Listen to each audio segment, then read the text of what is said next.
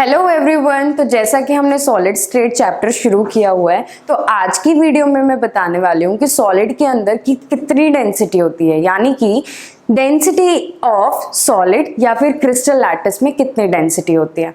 तो हम बचपन से पढ़ते आ रहे डेंसिटी का फॉर्मूला क्या होती है। Density is equal to mass by volume, इतना पता है।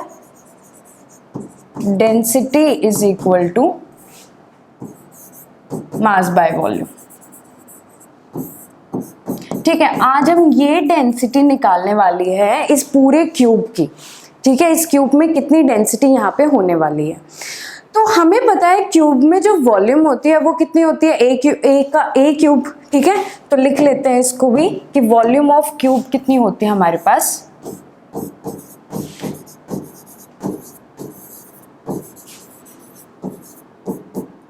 ए क्यूब। मान लो एक पार्टिकल का जो मास है वो मान लो m होता है। ठीक है, तो लिख लेते हैं एक पार्टिकल का जो मास है ऑफ यूनिट सेल कह लेते हैं, क्या होता है, मास m होता है। ठीक है, अब यहाँ पे मेरे पास ए क्यूब है, तो एक पार्टिकल ऑफ यूनिट सेल में कितने एटम्स होते हैं। एटम्स हमें पता है एक मोल ऑफ पार्टिकल, इसको ऐसे लिख लेंगे तो ठीक रहेगा, 1 मोल ऑफ पार्टिकल। ठीक है, ये 1 मोल ऑफ पार्टिकल का जो मास है वो m हमने लेट कर लिया।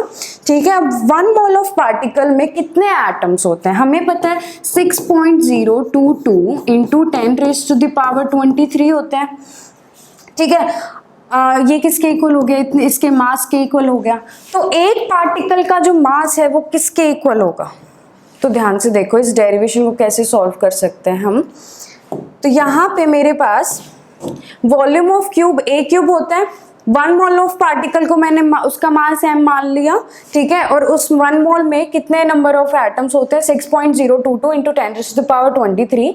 तो 1 पार्टिकल में कितने होंगे, एक पार्टिकल में कितना होगा, m अपॉन में एवोगैड्रो नंबर है ना, ये यहाँ आ जाएगा, ये एवोगैड्रो नंबर ही तो है।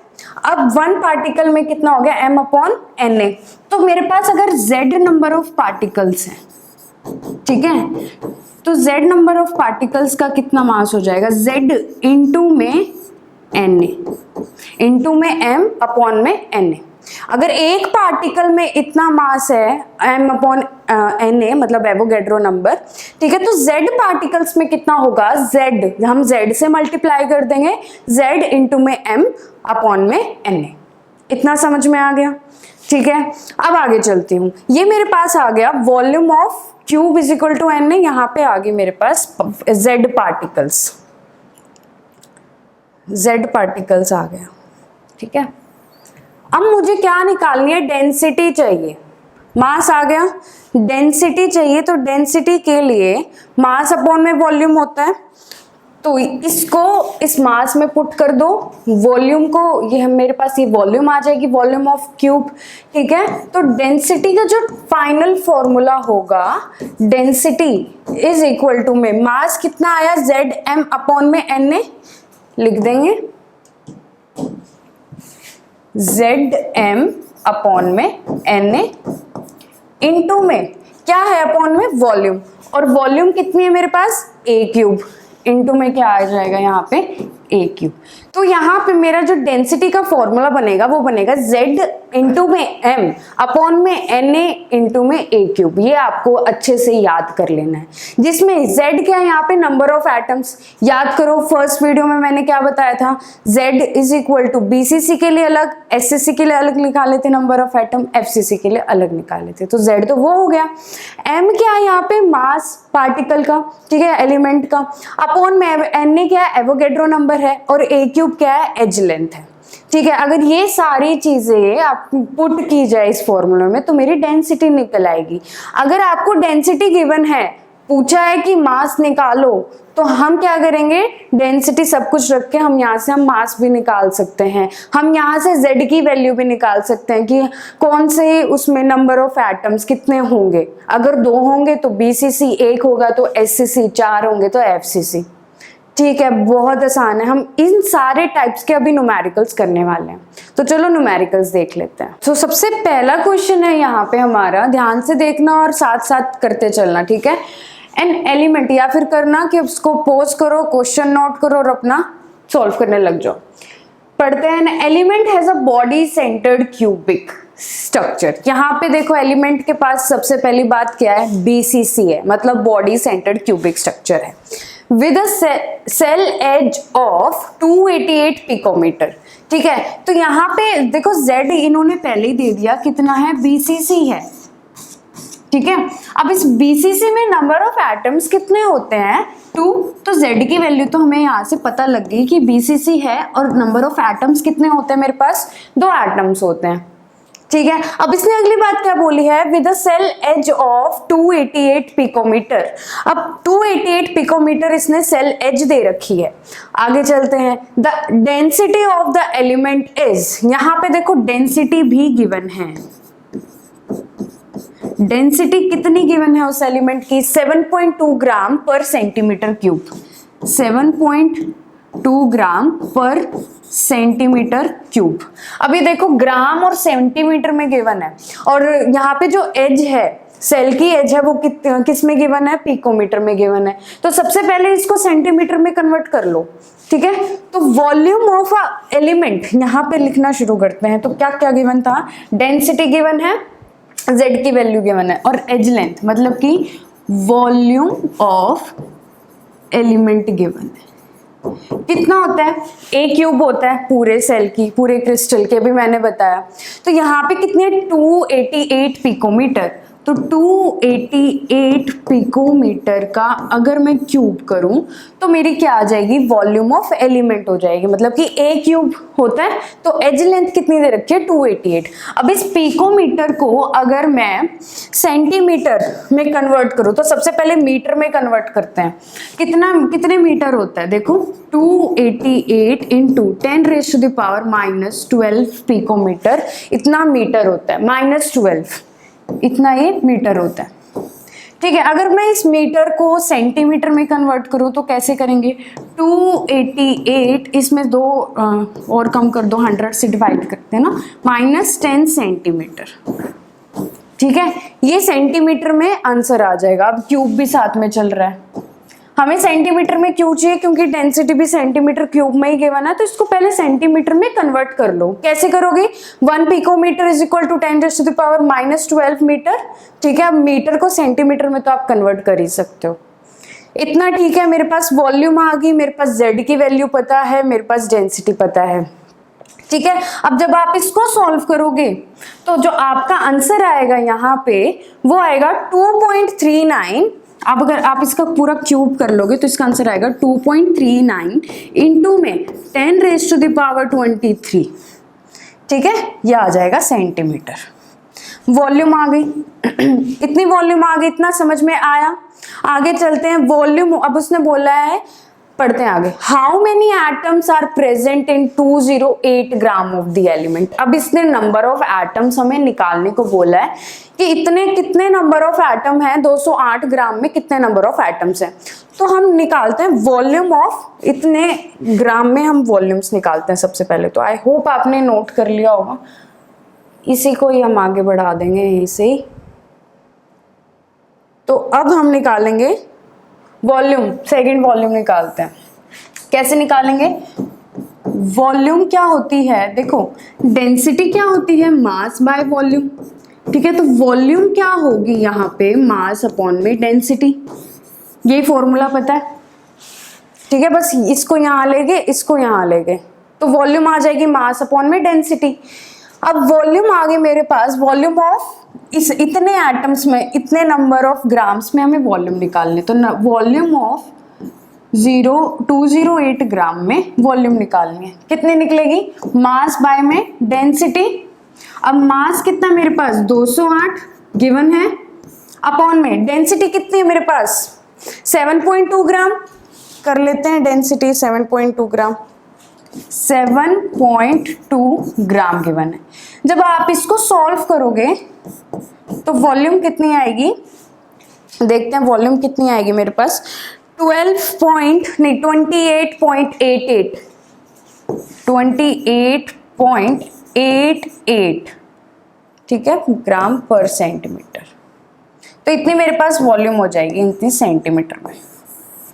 एक वॉल्यूम ये आ गई, एक वॉल्यूम मेरे पास ये आ गई। अब मुझे नंबर ऑफ एटम्स निकालने हैं यूनिट सेल में। तो number of atoms in a unit cell में अगर आप इस वॉल्यूम को इस वॉल्यूम से डिवाइड कर दोगे तो नंबर ऑफ एटम्स आ जाएंगे यूनिट सेल के। अब जब वो नंबर ऑफ एटम्स आएंगे यूनिट सेल में तो Z की वैल्यू कितने गिवन है 2। तो 2 मतलब पार्टिकल्स BCC में कितने प्रेजेंट होते हैं 2 होते हैं। तो उसको 2 से मल्टीप्लाई कर दोगे तो मेरे नंबर ऑफ एटम्स निकल आएंगे। तो नंबर ऑफ यूनिट सेल निकाल दूंगी। अब यूनिट सेल को 2 से क्यों मल्टीप्लाई कर रहे हैं क्योंकि BCC गिवन है ठीक है। BCC में कितने एटम्स होते हैं 2 एटम्स होते हैं। तो उसको 2 से मल्टीप्लाई करने के बाद मेरे क्या आ जाएंगे नंबर ऑफ एटम्स आ जाएंगे ठीक है। तो पहले वॉल्यूम निकाल लेते हैं। तो नंबर ऑफ यूनिट सेल कितने आ जाएंगे अगर मैं इसको इससे डिवाइड करूंगी कितना होगा 28.88 सेंटीमीटर अपॉन में 2.3। ये डिवाइड क्यों कर रही हूँ नंबर ऑफ यूनिट सेल निकालने के लिए। ये NCERT का क्वेश्चन है इंपॉर्टेंट है आ सकता है सेंटीमीटर। तो नंबर ऑफ यूनिट सेल कितने आ जाएंगे अगर आप इसको इससे डिवाइड करके देखोगे तो आ जाएगा 12.08 इंटू 10⁻23 ठीक है इतना आ जाएगा। इतने मेरे आ जाएंगे यूनिट सेल। इतना समझ आया। मेरे पास क्या है जो BCC में कितने नंबर ऑफ एटम्स होते हैं क्योंकि BCC गिवन है। तो सिंस BCC में मेरे पास Z = 2 होता है तो इसमें यहाँ पे हमने क्या निकालना है नंबर ऑफ एटम्स निकालना है। तो कैसे करूंगी मैं इसको अगर मैं यूनिट सेल से मल्टीप्लाई कर दूंगी तो मेरा आंसर आ जाएगा। तो यूनिट सेल कितने थे मेरे पास 12.08 इंटू 10⁻23 यूनिट सेल थे। इसको अगर मैं 2 से मल्टीप्लाई करती हूँ तभी मेरे पास क्या आएंगे नंबर ऑफ एटम्स आएंगे। 2 से मल्टीप्लाई करने के बाद ही मेरे पास नंबर ऑफ एटम्स आएंगे ठीक है। कितना हो जाएगा यहाँ पे 24.16 इंटू 10⁻23 ये हो जाएगा इसका आंसर। इतना समझ में आया ठीक है। सबसे पहले क्या करना है कुछ नहीं यहाँ पे गिवन लिख लेना है।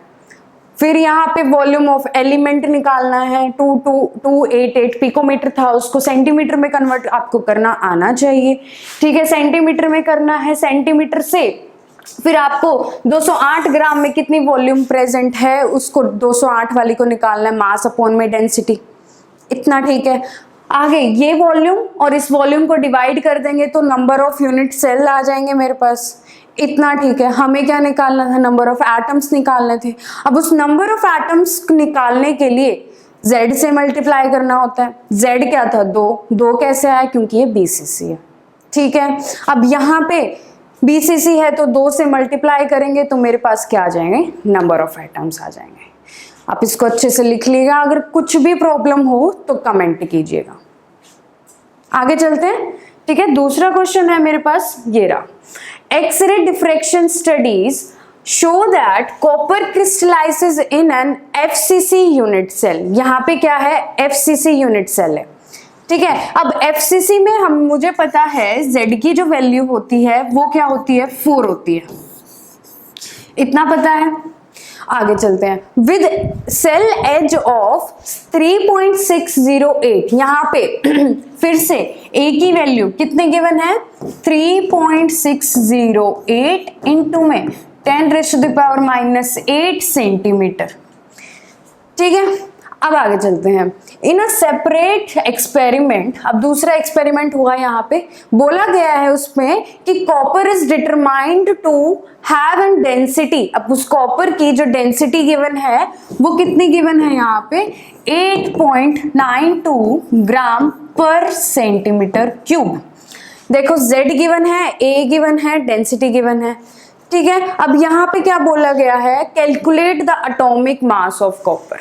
लो भाई, कितना आसान क्वेश्चन है, कुछ नहीं करना, सिर्फ और सिर्फ यहाँ पे फॉर्मूले में पुट कर देना है, हमारा आंसर आ जाएगा। जो मैंने अभी फॉर्मूला डिराइव करवाया है बस उसी में ये सारी चीजें पुट कर दो, और आपको Na की तो वैल्यू पता ही होगा क्या होती है। Na इज इक्वल टू में 6.022 इंटू में 10⁻23 इतनी होती है। ठीक है, मास निकालना है तो मेरे पास फॉर्मूला क्या था याद हो तो डेंसिटी इज इक्वल टू में m इंटू में z अपॉन में Na इंटू में a क्यूब। ठीक है, यहाँ पे डेंसिटी पता है, z की वैल्यू पता है, Na पता है, a क्यूब पता है, मास निकालना है, निकल जाएगा। ठीक है, निकालो कैसे, ये यहाँ चला जाएगा dNa a क्यूब, आपको सिंप्लीफिकेशन के लिए बता रही हूँ। यहाँ से मास निकालना है तो z नीचे चला जाएगा। ठीक है, तो dNa a क्यूब अपॉन में z इज इक्वल टू में मास। ये फॉर्मूला अगर आप यूज करोगे तो मेरे पास क्या निकल आएगा, यहाँ से मास निकल आएगा। आप सबको यहाँ पे पुट करो, पुट करने के बाद जो भी आंसर आएगा वो आपका मास आ जाएगा, किसका, कॉपर का। ठीक है, तो mass is equal to density कितनी है 8.92 ग्राम पर सेंटीमीटर क्यूब, इंटू में एवोगैड्रो नंबर कितना है 6.022 इंटू में 10⁻23 इंटू में ए क्यूब, ए कितना है मेरे पास 3.608 इंटू में 10⁻⁻8 सेंटीमीटर। सबको मल्टीप्लाई करो, डिवाइडेड बाय किससे करना है, z से। z कितना है मेरे पास 4। तो यहाँ पे देखो समझ आया, तो यहाँ पे जो मास की वैल्यू बनेगी वो बनेगी 63.1 ग्राम, 63.1 ग्राम। ठीक है, आप इसको डायरेक्टली सॉल्व करोगे कैलकुलेटर से तो मास की जो वैल्यू बनेगी वो कितनी होगी 63.1 ग्राम। ठीक है, मास आ गया। ऐसे ही बहुत आसान क्वेश्चंस आते हैं, जो फर्स्ट क्वेश्चन था वो सबसे इंपॉर्टेंट था, ये तो डायरेक्टली फॉर्मूला में पुट करो हो जाएगा, पर यहाँ पे आपको यूनिट्स का थोड़ा ध्यान रखना पड़ेगा। ठीक है, सेंटीमीटर जो यूनिट यहाँ पे डेंसिटी की है वही यहाँ पे वॉल्यूम और सब की यूनिट होगी। तो कुछ नहीं किया मैंने, सभी चीज फॉर्मूला में पुट की है और मैंने आंसर निकाला है, दैट्स इट। ठीक है, तो हम अगले क्वेश्चन की तरफ बढ़ते हैं, जो है मेरा ये रहा। देखो ये CEP नहीं है, ये CCP है। ठीक है, तो क्वेश्चन क्या है, सिल्वर फॉर्म्स CCP लैटिस। अब हमें पता है CCP में कितने नंबर ऑफ एटम्स होते हैं, Z इज इक्वल टू में कितने नंबर ऑफ एटम्स होते हैं यहाँ पे CCP में 4 होते हैं। अगर यहाँ पे बाई चांस HCP दे दिया होता तो 6 हो जाते हैं। ठीक है, okay, CCP lattice and X-ray studies of its crystal show that edge length of its unit cell is 408.6 picometre. यहाँ पे एज लेंथ दे रखी है, मतलब कि A दे रखा है यहाँ पे 408.6 पिकोमीटर। देखो कभी कभी क्या होता है, हम ये यूनिट देख के भी गलत उतार देते हैं, तो आपको इसको बिल्कुल एज इट इज सही डिजिट आपको नोट करनी है। तो यहाँ पे क्या कैलकुलेट करना है, calculate the density of the silver. Atomic mass silver का देखो इन्होंने गिवन दे रखा है 107.9, डेंसिटी निकालनी है, मास दे रखा है 107.9 U में। तो इसमें मास देखो कितना दे रखा है 107.9 U। ठीक है, और A इसमें देखो पिकोमीटर में गिवन है और मुझे किस में चाहिए, सेंटीमीटर में। तो पहले 1 सेंटीमीटर में कितना होता है 1 पिकोमीटर, आपको पता होना चाहिए जैसे पिछले क्वेश्चन में पिकोमीटर।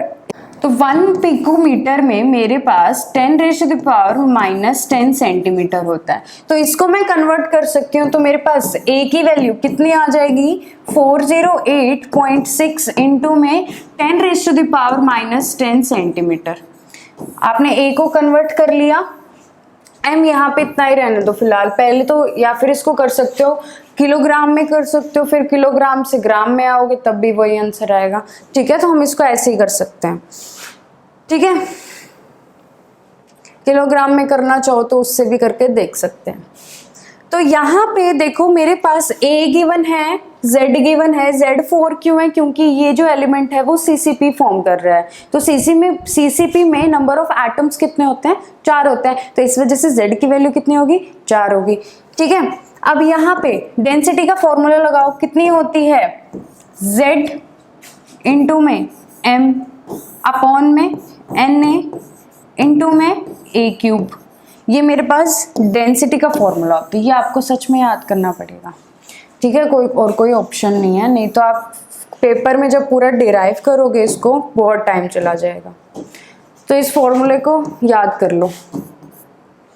डेंसिटी निकालनी है, Z की वैल्यू कितनी है? 4 पुट कर दो फॉर्मूले में, दैट्स इट। 4 इंटू में मास कितना है मेरे पास? 107.9 U अपॉन में Na एवोगैड्रो नंबर कितना होता है? 6.022 इंटू 10⁻23। ठीक है, A क्यूब कितना है मेरे पास? इंटू में 408.6 है, 408.6 इंटू में 10⁻⁻10 का क्यूब। जब आप इसको सॉल्व करोगे तो कुछ 10.5 इसका आंसर आएगा। डेंसिटी कितनी आ जाएगी? 10.5 ग्राम पर सेंटीमीटर या फिर 10.5 ग्राम पर सेंटीमीटर क्यूब आएगी, ग्राम पर सेंटीमीटर क्यूब। ठीक है, ये इसका आंसर हो जाएगा। तो हमारा जो नेक्स्ट टॉपिक है वो है अगला रेडियस निकालना। Relationship between radius of octahedral and radius of atoms in a close packing. अब ऑक्टाहेड्रल का रेडियस निकाल लेंगे, है तो टेट्राहेड्रल का रेडियस भी, बट वो आपके सिलेबस में नहीं है। तो ऑक्टाहेड्रल रेडियस कैसे निकालते हो? तो जैसा कि आपको क्यूब दिख रहा होगा और क्यूब के अंदर जो ये स्पेयर्स है वो दिख रहे होंगे। तो मान लो इस पूरे क्यूब के अंदर ये कितने स्पेयर्स जुड़े हुए हैं और यहाँ पे जो AC है, देखो यहाँ पे इतना, यहाँ से लेके यहाँ तक का रेडियस R है, यहाँ से लेके यहाँ तक का रेडियस कैपिटल R है, और ये कैपिटल R जो है ये है रेडियस ऑफ स्पेयर। यहाँ पे हम लेट कर लेते हैं length of cell, length of cell मान लो सेंटीमीटर में हमने यहाँ पे लेट कर ली। ठीक है, अब यहाँ पे जो रेडियस मान लेते हैं, रेडियस ऑफ ऑक्टाहेड्रल का, ऑक्टाहेड्रल वॉइड्स, उनका जो रेडियस है वो मान लेते हैं हम स्मॉल r। ये स्मॉल r दिख रहा है, ये ऑक्टाहेड्रल वॉइड का रेडियस हो जाएगा। और रेडियस ऑफ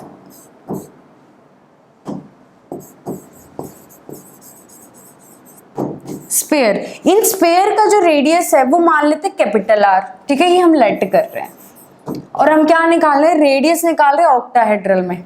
ठीक है, तो रेडियस ऑफ स्पेयर मैंने कितना ले लिया? Capital R। इतना समझ में आया? कुछ नहीं किया, बस यहाँ पे चीजों को लेट किया है कि इतनी लेंथ की सेंटीमीटर है सेल की, रेडियस ऑफ ऑक्टाहेड्रल को स्मॉल r से डिनोट किया है और रेडियस ऑफ स्पेयर को कैपिटल R से यहाँ पे डिनोट किया है। अब यहाँ पे आप ध्यान से देखो, जो AB है वो क्या है? A centimetre. ठीक है, यहाँ पे जो AB होगा, मान लो ये AB है तो ये मान लिया मैंने इसकी जो एज लेंथ है वो A सेंटीमीटर है। ऐसे ही BC की एज लेंथ कितने मान लिया? वो भी A सेंटीमीटर है। ठीक है, अब इन ट्रायंगल ABC, अगर आप ABC में चलोगे, देखो ध्यान से, ABC, तो AB इज इक्वल टू में BC, और वो किसके इक्वल है? A सेंटीमीटर के इक्वल है। तो इसको लिख लेंगे AB इज इक्वल टू में BC। AB is equal to में सबसे पहले लिखेंगे इन ट्रायंगल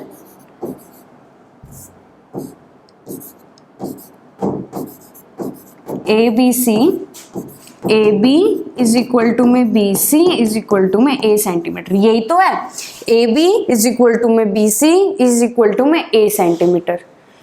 ठीक है, अब यहाँ पे हम अगर पाइथागोरस थ्योरम लगाएंगे इसमें, बाय पाइथागोरस थ्योरम, ये डेरिवेशन हम रेडियस निकाल रहे हैं। ठीक है, तो पाइथागोरस थ्योरम निकालेंगे, क्या होगा? AC का स्क्वायर इज इक्वल टू में AB का स्क्वायर प्लस में BC का स्क्वायर। तो यहाँ पे देखो AC क्या है, AC की तो वैल्यू निकालनी है अभी यहाँ पे फाइनली, ठीक है। AB क्या है, A का स्क्वायर प्लस में A का स्क्वायर, तो यहाँ पे मेरे पास AC की क्या वैल्यू, AC स्क्वायर की क्या वैल्यू आ जाएगी, 2A का स्क्वायर। तो AC क्या हो जाएगा मेरे पास, अंडर रूट में 2A, ठीक है। इतना मेरे पास AC की वैल्यू आ गई अंडर रूट में 2A। इतना समझ में आया, आगे चलते हैं। अब AC को अगर मैं AB से डिवाइड करती हूँ, AC अपॉन में AB, ठीक है, इन दोनों का अगर मैं डिवाइड करती हूँ तो मेरे पास AC कितना है, अंडर रूट 2A, AB कितना है A से A कैंसिल हो जाएगा, तो यहाँ पे वैल्यू कितनी आ जाएगी, AC अपॉन में AB इज इक्वल टू में अंडर रूट 2 के इक्वल आ जाएगी। अब यहाँ पे मुझे क्या चाहिए, AC की वैल्यू चाहिए और AB की वैल्यू चाहिए। जब उनको अगर मैं अंडर रूट 2 के इक्वल रख दूंगी तो मेरा रेडियस यहाँ से निकल आएगा, ठीक है। तो देखते हैं कैसे आएगा। तो आगे चलते हैं, हमें क्या निकालना है, AC की वैल्यू। AC अपॉन में AB था मेरे पास, वो कितना आया था, अंडर रूट 2 आया था। अब यहाँ पे AC की वैल्यू निकाल लो और AB की वैल्यू निकाल लो। AB की जो वैल्यू होगी वो क्या होगी, 2R, ठीक है। और AC की जो वैल्यू आई थी, ध्यान से देखो यहाँ पे AC क्या आएगा, R, कैपिटल R प्लस में 2R प्लस में फिर से कैपिटल R, ठीक है। अब यहाँ पे चलते हैं आगे, तो इसको अगर मैं प्लस कर दूंगी, क्या था, कैपिटल R प्लस में स्मॉल 2R प्लस में फिर से कैपिटल R, तो AC की जो वैल्यू आ जाएगी वो कितनी आ जाएगी, 2R प्लस में 2R, ये AC की वैल्यू आ गई, ठीक है। ये AB की वैल्यू आ गई। अब इस AC और AB को मैं इसमें पुट कर दूं, ठीक है, तो ध्यान से देखो मेरा रेडियस निकल आएगा। तो AB क्या है, AC क्या है, 2R प्लस में 2R अपॉन में AB क्या है, 2R, 2 capital R is equal to में अंडर रूट 2। अब यहां से अगर मैं 2 कॉमन ले लूं, देखो ध्यान से 2 कॉमन आ रहा है, 2R प्लस में स्मॉल r अपॉन में 2 capital R is equal to में अंडर रूट 2। 2 से 2 कैंसिल आउट हो जाएगा यहाँ पे। अब इस इक्वेशन को मैं कैसे लिख सकती हूँ, यहाँ पे 1 प्लस में ऐसे लिख सकती हूँ, R अपॉन में R। अगर आप इसका एज इट इज एलसीएम लोगे तो मेरे पास यही आएगा, ठीक है। तो ये कितना हो जाएगा, अंडर रूट 2 हो जाएगा, ठीक है। ये मेरे पास कितना हो जाएगा, अंडर रूट 2 हो जाएगा। तो अब इसको मैं इस 1 को इस साइड लेके जाती हूँ, तो ये कितना हो गया, R अपॉन में R is equal to under root 2 minus में 1।